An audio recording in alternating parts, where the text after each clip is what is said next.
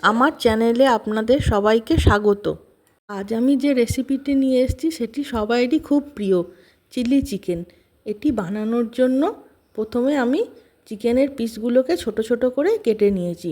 এরপর ওতে নুন ও কাশ্মীরি লঙ্কার গুঁড়ো একসঙ্গে মেখে ভালো করে মিশিয়ে নিয়েছি। ম্যারিনেট করে আমি 2 ঘন্টা এটিকে রেখে দিয়েছিলাম। এরপর এতে একটা ডিম ভেঙে দিয়ে দেবো ও কর্নফ্লাওয়ার ও ময়দা দেবো দিয়ে ভালো করে মেখে নেব।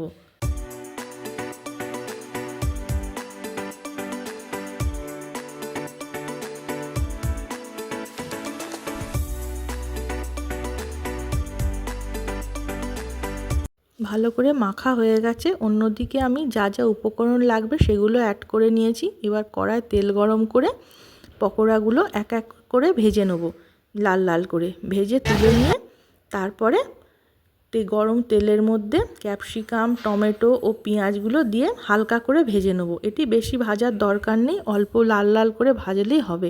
এরপর ওর মধ্যে সোয়া সস, চিলি সস ও টমেটো সস ও কাঁচা লঙ্কা অ্যাড করব। এবার কড়ায় জল দিয়ে দেবো, জল দিয়ে ভালো করে ফুটিয়ে নেব।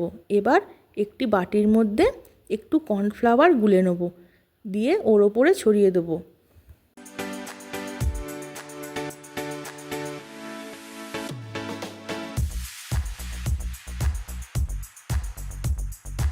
এতে ঝোলটি থিকনেস হবো, খেতেও ভালো হবে। ওপরে একটু গরম মশলা ছড়িয়ে দিয়ে নামিয়ে নেব।